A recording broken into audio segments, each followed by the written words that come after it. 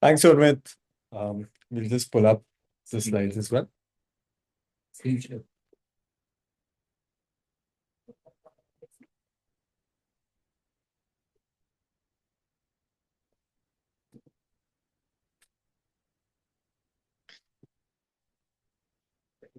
All right. No, thanks. Honestly, I think this started with coming and joining some of these AI sessions. That's what got us started. So I think the starting point, honestly, has been these sessions that you guys have been organizing. So thanks to Urmit and the team for making this happen. I think it ignited something in us to ensure that we start building that change or driving that change internally. And I think what we'll try to cover today primarily is, why did we start focusing on AI? I'm sure all of you have your own reasons. I will just share ours. And from that why, how did we move to the how? Like, how do we make this happen? A lot of today's discussion will be how do you make that change happen? How do you make people excited and actually working on it with their own passion and interest rather than you sort of telling them, make this, make that, or do this. And then coming to the third one is like, what did we create or what solutions have come out of, just driving that change? And lastly, what lies ahead? So why AI? I think for at least for us, just simply put, generally what we see is that people are highly dependent within organizations on other teams when it comes to creating certain workflows or tools, whether it's with the data analytics team, whether it's with the tech team, product teams, business teams. It's just like a lot of coordination and a lot of requests that you have to keep putting in to make something happen. So whenever we looked at all our function requirements, whether it's acquisition team, sales team, marketing teams requirements that they've given to the tech team, there was always this long list of things that need to be done. But unfortunately, out of those things that need to be done, only one or two things would get picked up every month. So there was always this backlog that's getting created. So we wanted to solve that. We wanted to get out of this mindset of, someone else has to create this for you. So how do you empower the team to be able to do all of it? Frankly, I think AI is the only way to do it. And if the team sort of builds that mindset, more than anything else, right? Like AI is just the tool, but if your mindset changes to like, I can do this myself, not having those constraints, then automatically things start moving forward. So to build that mindset change, what did we do? Maybe my mind works like a marketing person. So it was literally thinking of it as a consumer funnel and thinking about what do we need to do here. So generally, when it came to awareness, we felt there is already awareness amongst the organization and amongst team members that AI can be used to create tools that can simplify their lives. But after awareness, when it came to sort of consideration and actually acting on it, there were a lot of constraints. They felt like, oh, where do I get started? Who will show me how to do this, etc. So, how did we move to that consideration phase was by identifying 3 to 4 folks in the organization who were already trying to use AI in some way or the other for their own personal learnings. And we just push them that, hey, like dedicate a little bit of time and just come up with 1 or 2 prototypes that can be useful. These were not tech folks, just to be clear. They were all folks who are working in any function. They could be working in marketing, in HR, in product, whatever it might be, but not technical folks at all. So they created our initial prototypes and then they showcased it to folks in the organization. They showcased it to anyone who was interested to understand what solutions can come out of AI. That led to a lot of people considering that, hey, I can do this as well. So from consideration, now the point was how do we move to conversion? And we felt people have an intent to build something now. They are not as scared. They want to get started. But we need to create the environment for them. And the biggest problem or biggest challenge is that people don't get started because they don't feel they have enough time to give to this. They're just busy with too many things. So we defined one hackathon day. This was a Saturday where we said there's nothing else we're going to work on, but we're going to build tools from 10 to 6. So just dedicating that time, you know, we were sure that'll give results because that's what happened with the 3, 4 folks who were able to build solutions earlier. So the conversion honestly happened by this hackathon day. A lot of preparation went into the folks who participated in this hackathon, but that was sort of our conversion. And we'll elaborate a little bit more on this a little later. So hackathon, people build tools, they spend time. That was great to see. But the worry was the momentum will end there. People would have built some prototypes, been happy, and then left it there because they would be busy with their day-to-day work and say that, hey, I've not really made progress since hackathon. So what we did was we set a 2-week sprint goal, just like tech sprints. So in 2 weeks, the team has to fine tune their prototype and come up with the final product. Ideally, should have deployed it, tested it, that people are actually using it, and present it in a fun manner as a Shark Tank that we held internally. In the Shark Tank, each of these folks presented their final product and they had their own asks. What were those asks? We'll elaborate on later as well. So that is what I think created that retention. People move from just doing it once to actually now spending more time and retaining the thought of using AI. To At the end of Shark Tank, I think the best thing was that a lot of people started telling others that, hey, I did this. I'm not a tech person. You can definitely do this as well. You should participate in the next hackathon that takes place. So they became brand advocates for us. They referred people who could then participate in the next hackathon. And a lot of people themselves, heard like, hey, what's going on? Like, I would love to be a part of this. Like, there was a lot of FOMO created through this activity. So just to give you guys a sense, like, just broke it down in that manner, and then we implemented this entire hackathon and Shark Tank at StayVista. So what actually happened in that, I'll just hand over to Akhil, who's been spearheading this at StayVista, to tell you a little bit more. Hey, hi everyone. I'm Akhil. I lead the product function over here at Vista. Amit spoke briefly about the hackathon to Shark Tank concept that we implemented. Now I'll be running you guys through the execution part as to what we did and the entire journey from hackathon to Shark Tank. Now, the day we decided that we'll be going ahead with the hackathon, the first thing we did was structurally get three things right. One, we sat with each function or the participant who were going to be part of the hackathon and we understood the problem statements that they are facing within their respective functions. Out of all the problems, we identified the ones that we could probably implement on the day of hackathon. And the other thing is, after identifying that problem, we scoped it out as to what is actually solvable via AI.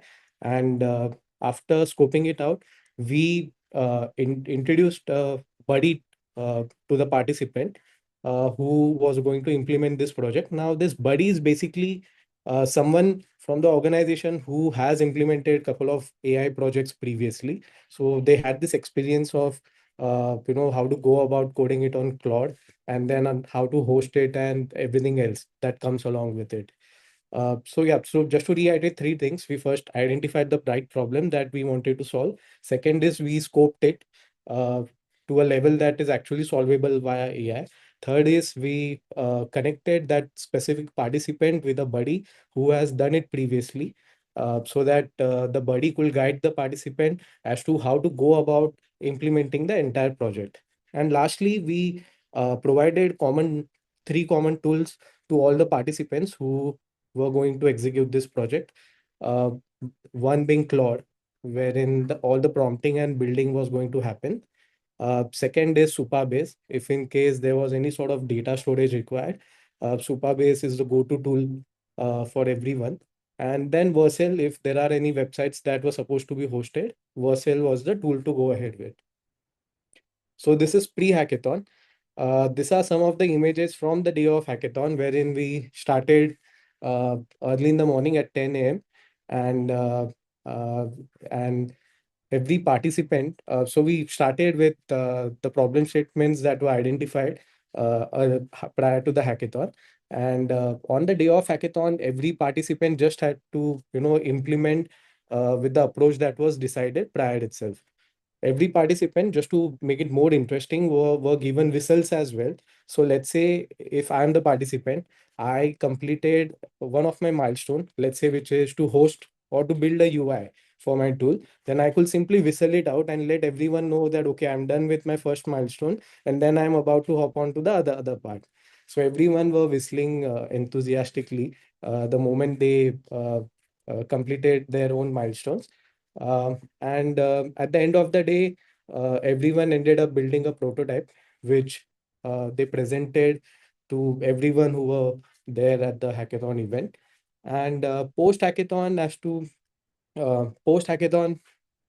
the idea was to take this prototype that was built into live adoption, wherein teams could actually use the tools that were made by the participants. Then we started a 2 week sprint right after the hackathon, wherein the buddy and the participant refined the products further and made it to a level wherein it was scalable as well as usable by all their teammates. And so that was the refinement sprint which we did for 2 weeks. And then came Shark Tank demo day. Now Amit had this amazing idea as to that we should do a Shark Tank style demo day, wherein we can have certain sharks internally as well as we can invite someone externally. Uh, and the idea will be to connect or to make this participants pitch whatever product has been built to sharks and ask for any sort of resources or budget to scale this product further, or any sort of mentorship if that might be required. And so Shark Tank Day was decided, and everyone within the organization were curious to know as to who those sharks will be. And we created a poster and circulated it across the organization a day or two before. And so four of the sharks were internal. Two of them were been invited from outside.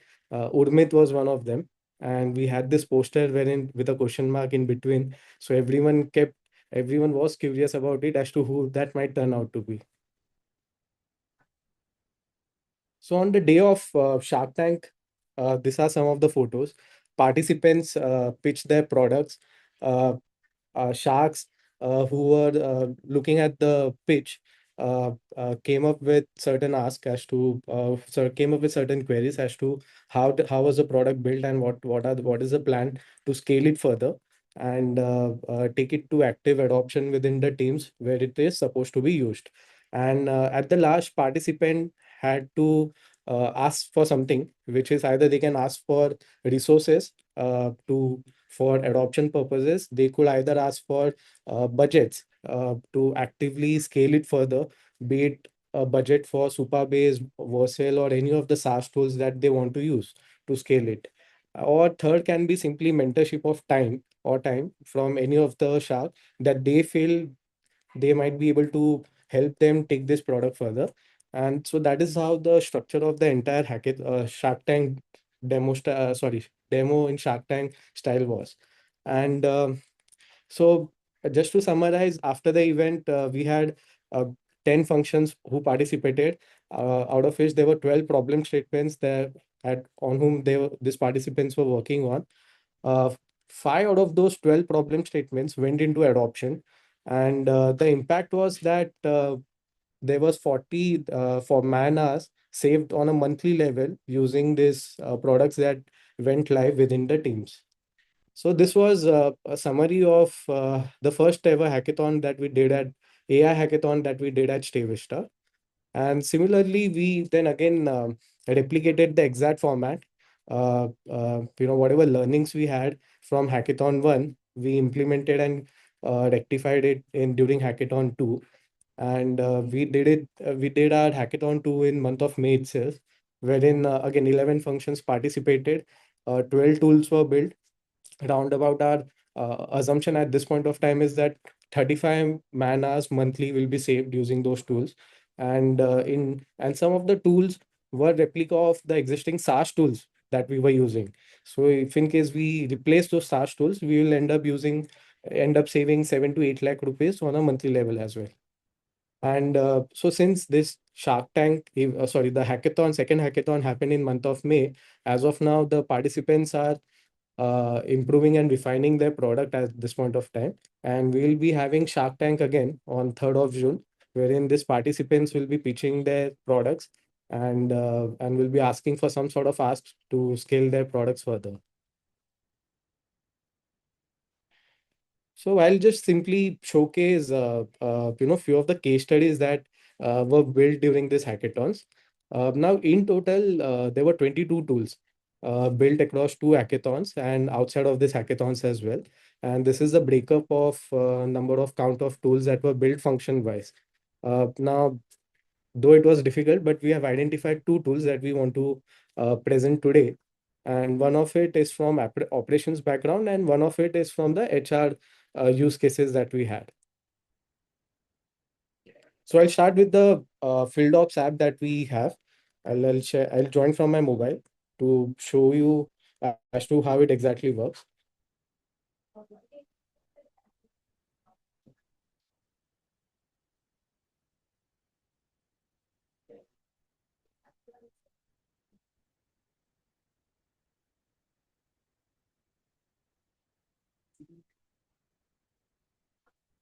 You guys can see my mobile screen, right? Yeah, we can see the screen. Got it. So I'll first go through the problem statement that we have for the app. We have 50 to 60 of our internal workforce who is permanently on ground. Either they are scouting for the properties or they are part of the operations team, which is supposed to look after the guest experience. And the problem over here was since uh, uh, this workforce is on ground, they used to log their travel expenses towards the end of the month or maybe fortnightly once. Now, the problem with those expenses was that most of them, 90% of them, used to be lump sum. That let's say if Akhil is on ground in Lonavala, I will log an expense for the entire month, once a month, and I will just simply write कि मैंने 14,000 रुपए खर्च किए ground पे. This was my breakup. But as an approver, there's no way for me to know as to what really happened. Did you really travel X number of kilometers that has been mentioned over here? Or did you really is the expense does this expense also falls under the travel policy that we have at Vista?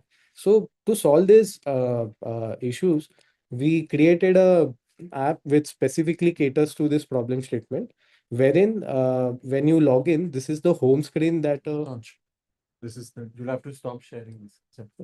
So this is a home screen that a user will get to see. Just like Google Timeline, this app identifies where all at which all locations a user have been to, and it simply maps those locations with the timing across the entire day. Now, towards the end of the day, you have an option to claim the entire travel expense simply by clicking on claim travel, and it asks for two options. One is you can either log expense for today, or maybe you can also uh, club some of the expenses as for previous day. For demo purpose, I'll be clicking on today only. Now, once I click on today, it will ask me for bills if in or any sort of odometer reading that I may want to attach. Now I'll attach a dummy invoice for now and click on next. This is the section that requires me to fill in specific details as to which property am I logging this expense against. I'll just for demo purpose, I'll log it against Alibag Squad expense property and select on next.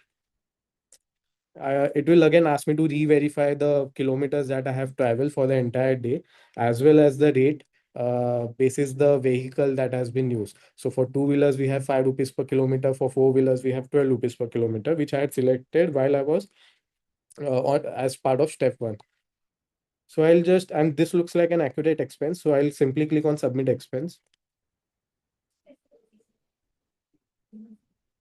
The expense got logged.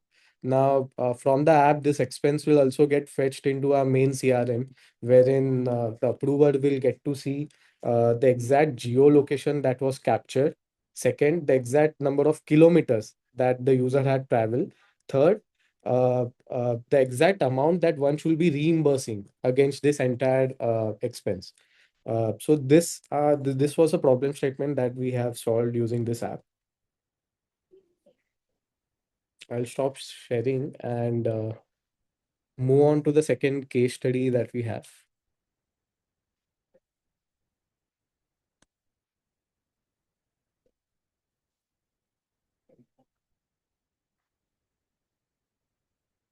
Second one is from HR team. Rahul from HR team, who is specifically responsible to hire for all the open positions that we have at Vista, came up with this idea. His problem was that against any of the open roles, we were getting around about 100 to 200 resumes at a given time. The team had to go through each and every resume to understand who might be the right fit and which are the resumes that we should be taking ahead. So to solve for this manual process, he came up with a tool, matchmaking tool, wherein against a given JD, we could simply upload all the resumes that we have received, and the tool itself using AI will suggest us as to who all are the folks that have applied for this specific job are more likely to be suitable for this given job description. And I'll come to the showcase part as to how that tool works. But since the time this the tool was built in Hackathon 1, around about 3,400 resumes are, as of now, were screened using this tool, out of which 942 candidates were shortlisted and 55 were hired in like a month itself.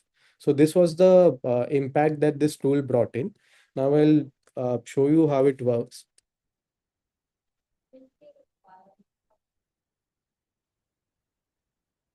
Okay, so this is how the screen looks like, wherein HR team simply just has to upload JD on one part and the resumes on the other, and the tool itself will take care of the matchmaking part. So I'll upload a dummy JD for now and two resumes to start with. And I'll click on analyze. So again, just to reiterate, on the left-hand side, I have uploaded a job description, which is for a copy role in marketing team. On the right-hand side, I have resumes that we received against this job description. I'll click on analyze.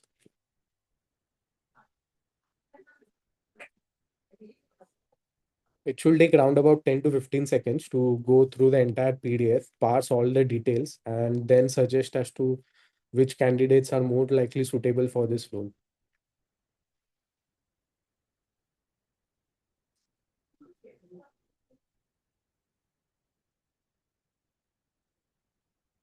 So while this comes up, just want to reiterate, all of this was built by non-tech folks. So this was built by the HR team themselves.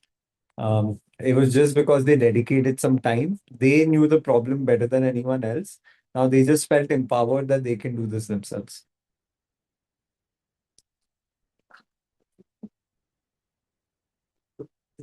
So we are done with one resume. The second one is still getting analyzed.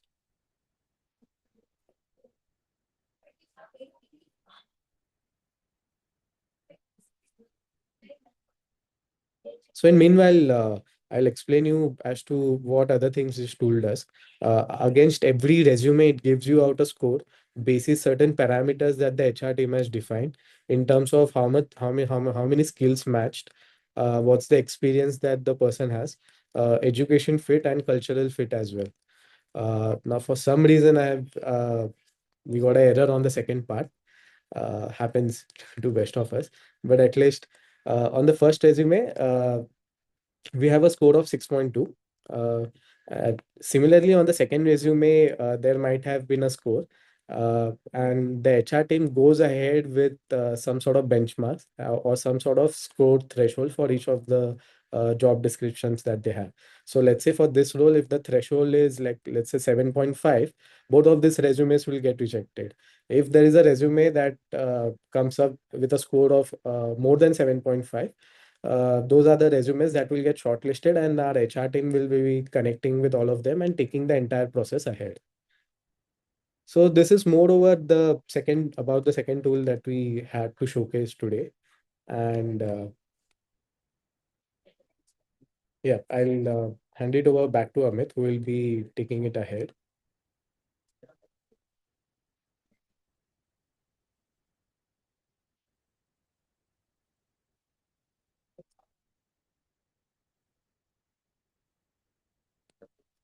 All right. Just summarizing, um, for us, I think just key learnings, what worked, what we could have done better, and where are things headed. I think what worked primarily was that we were able to just focus on our customer here was our team members and really think about what are ways in which we can engage with them. So just literally breaking it down into that funnel and thinking about how do we create that excitement and empower them to do this. What can we do better? I think you can always prepare better. So, we could have done even more with respect to scoping out things better. Because I think, for example, for us, the second hackathon went a lot better than the first one.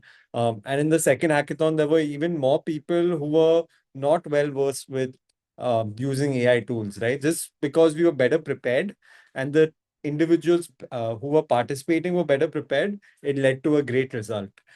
Where are we headed?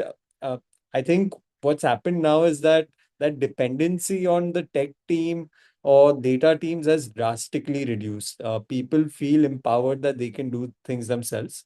So I think that AI first mindset is that no constraints mindset, and hopefully, this is now taken place with about 25 odd team members across the organization.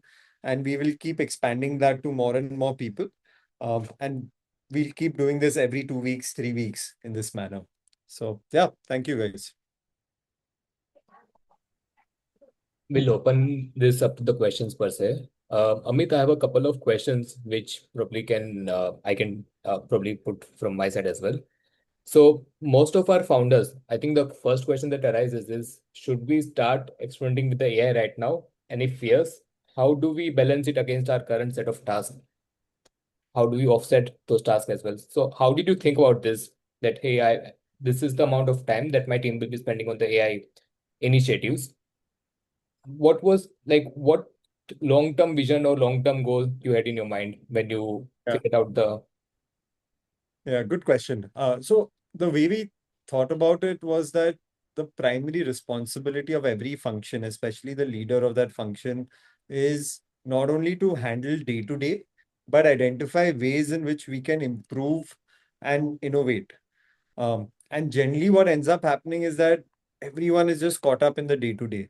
And Mm, hence, there will always be reasons to say that, hey, I wasn't able to pick this up because it was so busy handling this or handling that. How do you move away from that and ensure there is enough time given to, innovation? Will only happen if we create the right platforms where people can do this. So, one is the platforms, and second is just giving them the tools and the support that they need to do this. Generally, what most functions would think that if I need to actually change something, I can make changes in my policies, I can make changes in some processes, but everything else, which is larger, is to be built out via tech. And I'm highly dependent on them. So all of that would get delayed, right? Like those 25 things that got built out in the last 1.5 months would have never taken place. This would have taken over a year for us to do in the organization. So I think one, giving them the tools that they can do it themselves, mhm. and two, creating the platforms which creates one, obviously, accountability that you need to show up and present that, plus do it in a manner that they're excited to do. I think those two things led to that outcome or output. But the end goal was, again, repeating that how do you make the team, the leaders especially, start thinking about innovation and improvising then rather than being caught up in their BAU. Super, super. And one follow-up question.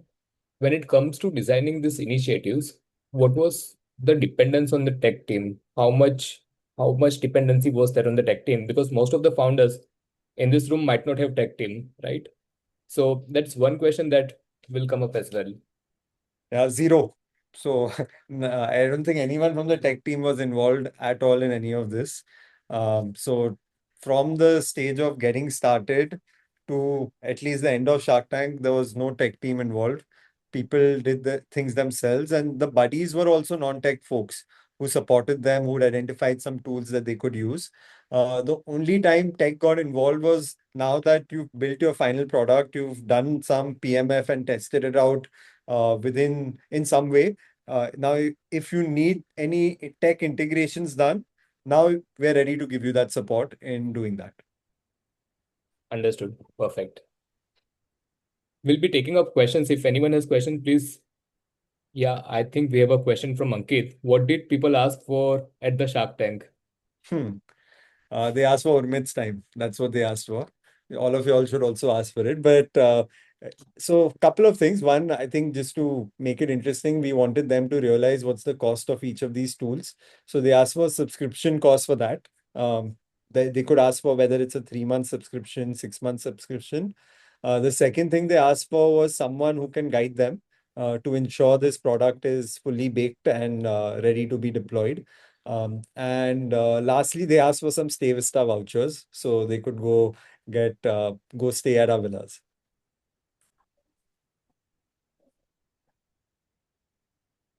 DSG goodie bag. One more question from my side. How were you able to tackle the folks who had some sort of resistance or were skeptical of AI in general within the teams? Because I see that happening a lot whenever I do this, say, workshops, right? Yeah. Yeah. Here, what we did initially was we identified the folks who were already interested.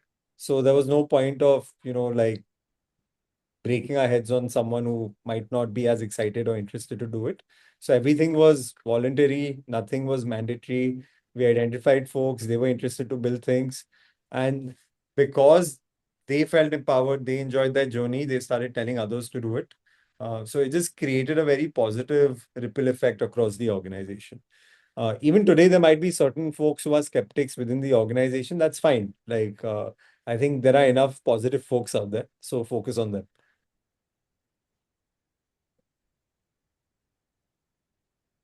Super. So you are saying each team would have some sort of AI champions or positive folks who would be able to drive the innovation within their Correct. function per se. Correct. Yeah. And again, what happens is once they see the output of the results, right, and they realize that. So I'll tell you, for example, we had one person who works in our contact center, who's not a tech person at all, right? She's someone who audits guest calls. She built her entire auditing tool in this hackathon, and then she told all the other contact center folks that if I can do this, I'm sure all of y'all can do this, and y'all will do a really good job, right? So that advocacy sort of automatically changes people's mindset. And any sort of realization that you had after doing the Shark Tank at a founder level, whether this was helpful, whether do you want to double down on this, on the AI part as well? Any sort of realization that may have So come? I think again, AI for me is just another word of like basically how do you create no constraints in people's mind. So that's the end goal. They could do it in whichever way possible. So that's what we'll continue working on and seeing what outcome comes out of this. At the same time, what we're already starting to be mindful of is like the cost of all of these tools. So at the end of the day, you don't want people to just create tools as a side fun weekend project, but actually go to deployment. So this whole process was created that nothing gets left as, hey, I enjoyed you making something on AI and forgetting about it, but actually putting things out for deployment and seeing the impact. So just that's the only way I feel people will be mindful as well of focusing their time on the right thing and understanding the costs associated. Super. ठीक है. So my takeaways are, one, you should not worry even if you don't have a tech team. There's no dependency on the tech team per se. Two, change management will take into account some sort of engagement, be it the Shark Tank or any sort of engagement, and from there on it will snowball from their own. Correct. And we were able to see some sort of tangible results as well, at least as per the tools that you guys have made. Any other words or any other thoughts that you would want to leave our founders with? No, so I'll tell you, when I was doing a one-on-one with one of our ground team members who manages properties, right? Hmm. His feedback to me was, how can I also participate in learning more about AI? and utilizing it. So, and this was just because he heard about it in town hall, and personally as well, I think a lot of people are very curious to learn this and understand this because they feel it's very critical for their own development. So I feel across the organization that desire and need is there. It's just about giving them a platform on which they can learn. So that's how we're approaching it. Like just like this is a fun thing to do. Like I don't think anyone's thinking of this as a task or a job to do. So versus a lot of other things that need to be driven in an organization. So this was a very easy thing to drive. Super. I think Hari is there. Oh, hi. I've been there for a while. I just turned on my video. Please continue. Thanks, Amit. Yeah, no, when I was there at StayVista, I would want to recall one moment, right? Usually we want to apply AI at the HQ, which is at the back end, right? But I think someone came up with the idea of chef compliance tracking via taking the images, running them through the cloud, figuring out the checklist, right? Whether certain things have been done or not. So for me, that was eye-opening that AI can be applied not only at the HR, finance, and the marketing level, which is like the backend, but can go into the production ops and the other side of aspects as well. So for me, that was very eye-opening, Amit. Yeah, So and the person who made it also is a chef, right? Like so he just felt like, and he wasn't even called for the first hackathon, but when he heard this is taking place, he's like, I have to be a part of this. Like I really want to try to build something myself. So that's that's what I mean. That I think internally in all organizations there are people who are excited to do this. Just get them together. Don't worry about the guys who aren't acting on it. super. If any other questions that anyone might have, else we will conclude the session. We'll just wait for a couple of minutes in case there are any questions.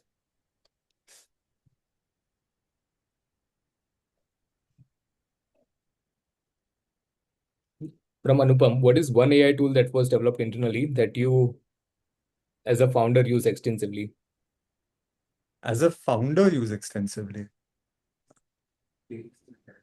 So one tool that we put together now is a dashboard of all daily stand-ups in the organization. So just to embed that as a culture, just it's like everything automatically gets recorded and turns into MISs. So I think that all has got like automated using this.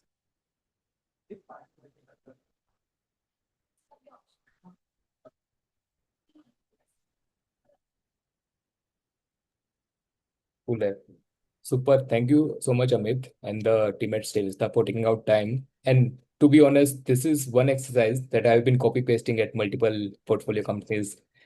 Very grateful for the exposure, and the energy was like unlike anything.